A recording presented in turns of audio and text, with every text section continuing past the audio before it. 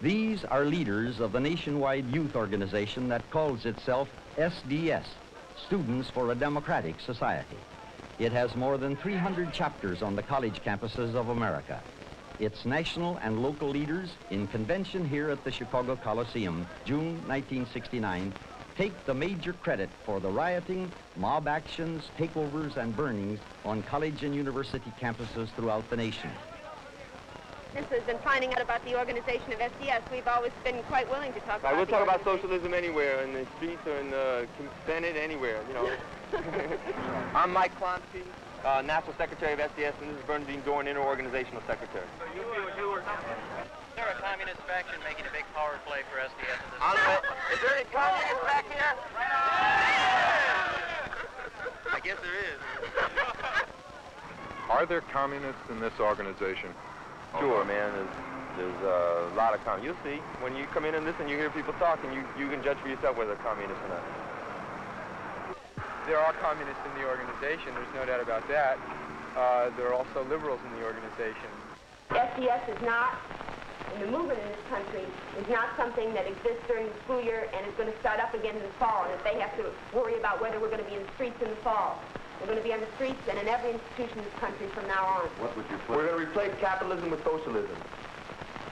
This is the National Revolutionary Conference for a united front against so-called fascism, bringing together students for a so-called democratic society, the Black Panthers, and other revolutionary student and working class youth at the Oakland, California Auditorium, July 18th through the 20th, 1969.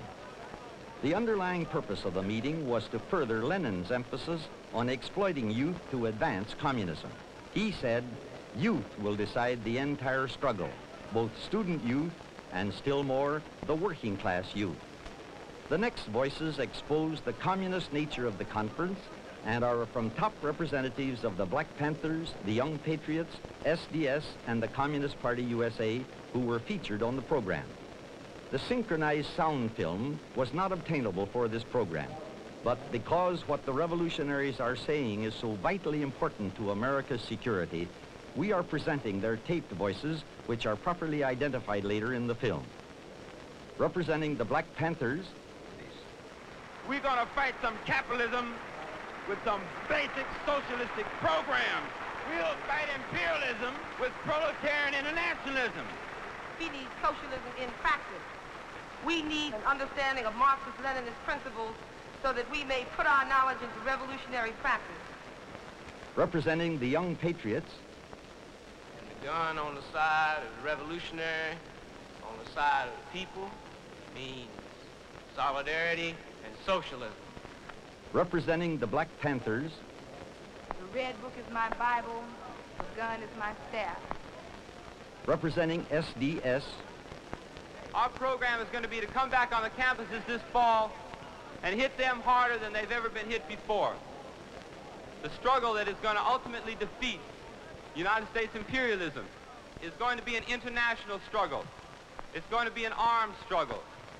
It's going to be a struggle that's going to have to take place in the third world against U.S. imperialism and in the mother country against U.S. imperialism. We must be clear on how the final struggle will be waged, and we must be a part of that struggle. Students must be opening up the campuses to the working class, must be going into the working class communities, becoming part of the proletariat, and must be getting ready for armed struggle. Representing the Communist Party USA. We want a redirection of U.S. foreign policy from one which seeks to destroy the national liberation struggles of the peoples and to contain and roll back socialism, an end to U.S. militarism, the disbanding of all overseas U.S. bases, an end to the draft, the return of U.S. soldiers from abroad, and in the first place, the withdrawal of U.S. forces from Vietnam. A U.S. foreign policy that boycotts and blockades South Africa and supports and trades with and encourages the Revolutionary Republic of Cuba. Yes, they are communists. Their mission proudly proclaimed the violent overthrow of the democratic system. And yet our nation seems unbelieving, even unconcerned. Many newspapers, television commentators, and educators call these young revolutionaries dissidents. The problem, they say, is simply one of student unrest. But are these voices voices of mere dissent, of mere student unrest, or of sedition and revolution?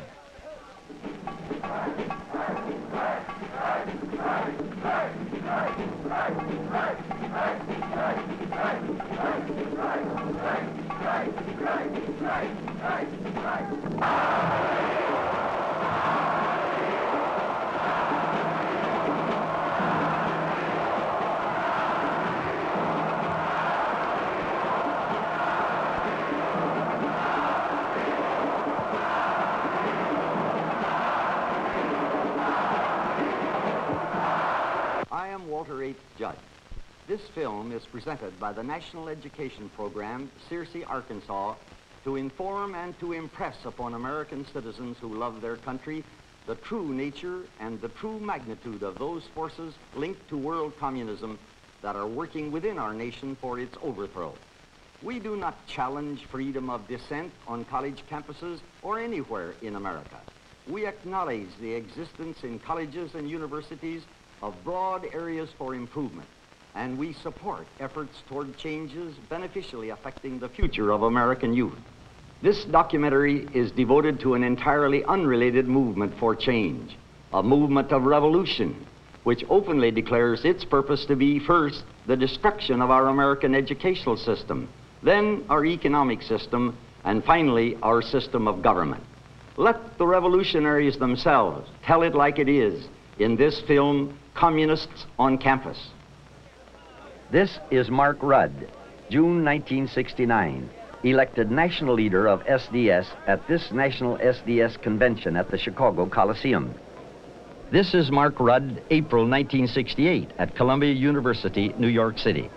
Rudd had been named chairman of the SDS chapter at Columbia after returning from a 3-week tour of Cuba where he visited Fidel Castro. We have closed down 4 university buildings, 3 of which usually have classes. We've had mass meetings of 800 and 600 people respectively. What do you think will be the outcome of this? Do you think that you'll get all those 6 demands? Isn't anything negotiable here? What will be the outcome? We think that we will win our demands. We think we're in a very strong position. In fact, we think this is probably, very strong position.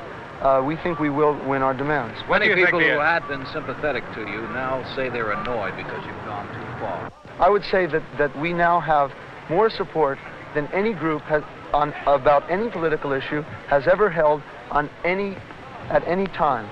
We have the McCarthy group, which has 650 members, is behind us. Certainly there are people from off campus. This is a number of our demands. Our substantive demands about the gym involve community issues, and our demands about the Institute for Defense Analysis involves issues, worldwide issues, and the question of support for Americans, for the United States foreign policy. SDS leader Mark Rudd later admitted his demands at Columbia were a hoax and a pretext. Quoting the National Review, November 5, 1968, "Let me tell you," Rudd said, "we manufactured the issues. The Institute of Defense Analysis is nothing at Columbia, just 3 professors. And the gym issue is bull.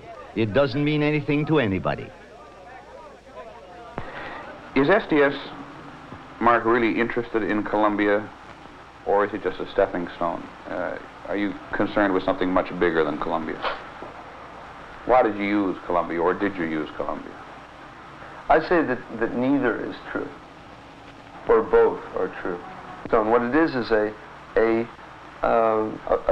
training ground, or not only a training ground, but one that has immediate relevance. The Columbia University confrontation, according to its SDS leader, Mark Rudd, was a training exercise, and the goal, the takeover by violence of the United States. According to a Los Angeles Times report, December 22, 1968, and I quote, "At the height of the student rebellion at Columbia, an SDS leader was approached by worried moderates who objected to reported plans for using clubs and gasoline against the police. They were told very clearly, quote, 'You liberals don't understand what the scene is all about. It is about power and disruption. The more blood, the better.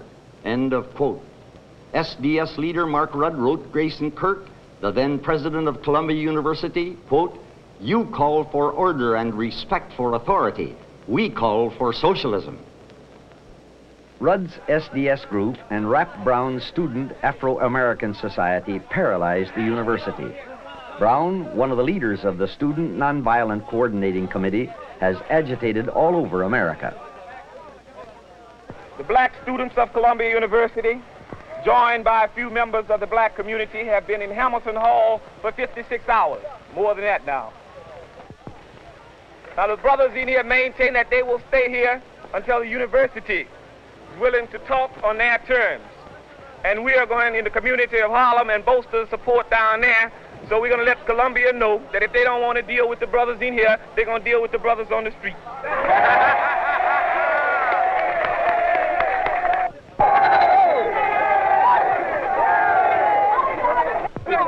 This is when you're going to get your head together.